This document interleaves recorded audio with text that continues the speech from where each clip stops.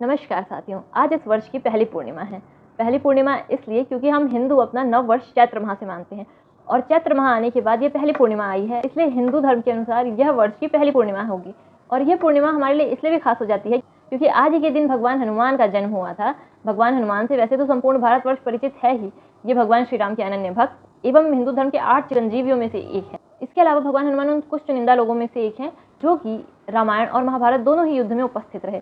राम और रावण के युद्ध में तो हमें इनकी उपस्थिति का पता ही है, परंतु महाभारत के युद्ध में भी ये अर्जुन के रथ के ऊपर विराज कर उस युद्ध में भी अपनी उपस्थिति दर्ज कराई थी।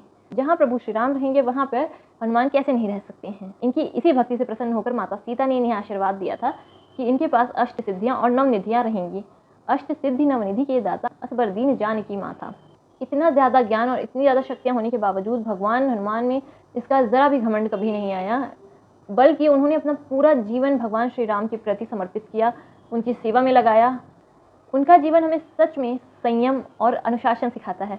इसके अलावा सुंदरकांड की भी एक चौपाई है, राम काज कीन्ही बिना मोहि कहाँ विश्राम। मतलब भगवान हनुमान भगवान श्री राम का कार्य किए बिना आराम भी नहीं करना चाहते हैं। उनका पहला कर्तव्य है भगवान श्री राम का दिया हुआ कार्य पूरा करना। अगर हम भगवान हनुमान का जीवन देखें तो वो ज्ञान, कर्म और भक्ति तीनों का ही एक संतुलन है। ज्ञान जो उन्हें भगवान राम से हमेशा जोड़ के रखा।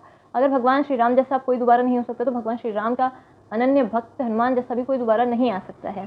कर्म, हर परिस्थिति में उन्होंने कर्म किया, चाहे वे अहिरावण से भगवान श्री राम को बचा कर लाना हो, चाहे वे संजीवनी बूटी लेकर आना हो, चाहे समुद्र पार करके लंका जाना हो, लंका जाने के बाद भी लंका दहन करना। ये सभी बताते हैं कि किस तरीके से हर परिस्थिति में उन्होंने भगवान श्री राम के प्रति अपने कर्तव्य का पूरा पालन किया।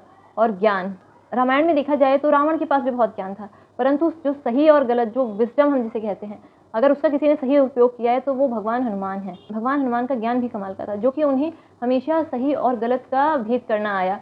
ज्ञान रावण के पास भी था, परंतु उसने कभी सही और गलत में, कभी धर्म और अधर्म में भेद किया ही नहीं।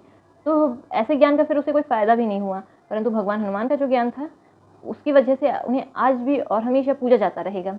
अगर हम भगवान हनुमान का जीवन चरित्र देखें तो उसके हर एक प्रसंग से सीखा जा सकता है और उसे अपने जीवन में उतारा जा सकता है। इसी के साथ आप सभी को हनुमान जन्मोत्सव की ढेर सारी शुभकामनाएं। जय श्री राम, जय बजरंगबली।